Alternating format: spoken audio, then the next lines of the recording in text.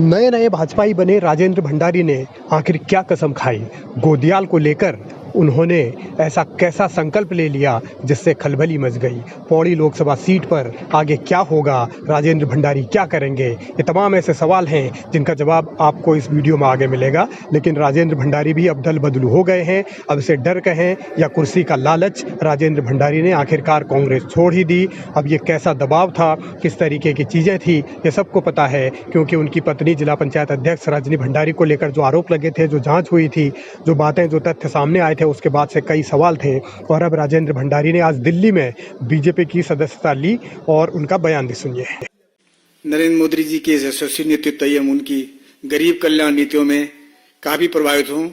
उनके नेतृत्व में पूरे देश में विकास की विरल यात्रा चल रही है। आदरणीय प्रधानमंत्री जी ने विकसित उत्तराखंड और 2047 तक विकसित भारत का जो लक्ष्य रखा है, उसमें मैं अपना संपूर्ण योगदान देना चाहता हूं। मैं आदरणीय प्रधानमंत्री श्री नरेंद्र मोदी जी के नेतृत्व में ये समय उत्तराखंड का है। ये सभी भारत की सदी है, ये सदी भारत की सदी है। इसलिए मैंने एक समर्पित कार्यकर्ता के रूप में भारतीय जनता पार्टी में शामिल होने का निर्णय लिया है और मैं आज इस परिवार में विधिवत शामिल हुआ हूँ। मैं आदरणीय राष्ट्रीय अध्यक्ष श्री जगत प्रसाद नड्डा जी का हृदय से आभारी हूँ कि उन्होंने देश के विकास के प्रति समर्पित इस भाजपा परिवार में शामिल कर मुझे राष्ट्र सेवा का अवसर देने का मौका दिया।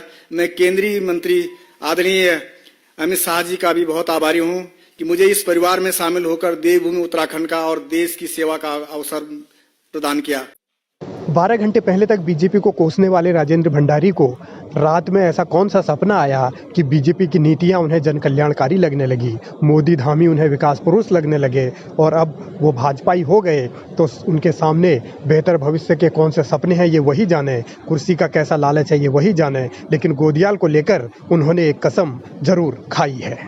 मैं पार्टी को विश्वास दिलाता हूं कि मैं उत्तराखंड के विकास के लिए, राष्ट्र के कल्याण के लिए और जन जन की सेवा के लिए समर्पित भाव से काम करूंगा और भाजपा के एक सक्रिय कार्यकर्ता के रूप में पार्टी की मजबूत के लिए काम करने के हेतु अवसर तत्पर रहूंगा। मैं पौड़ी लोकसभा क्षेत्र से जो हमारे आदरणीय अनिल बलूनी जी को प्रत्याशी बनाया गया है, विश्वास दिलाता हूं कि रात दिन काम करूंगा और एक स्वच्छ छवि के व्यक्ति को पौड़ी लोकसभा में टिकट दिया गया है और एक पहली बार ऐसे स्वच्छ छवि के लोग हमारे भारतीय जनता पार्टी ने प्रत्याशी बनाया है। मुझे पूरा विश्वास है कि जहां पंचबद्री, पंच केदार, पंच प्रयाग है, उस देवभूमि में हमारे आदरणीय बलूनी जी लाखों मतों से जीत करके आएंगे, ऐसा मेरा विश्वास है।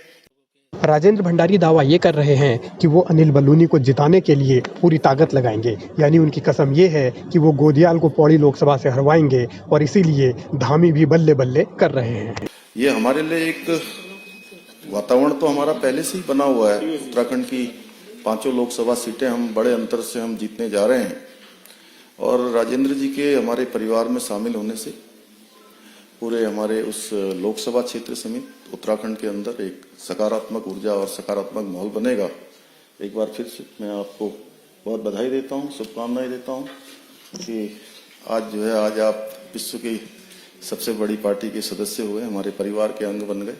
आपका बहुत बहुत स्वागत। धामी और भंडारी की जोड़ी आगे क्या कमाल करेगी पौड़ी लोकसभा सीट में, ये तो वक्त बताएगा।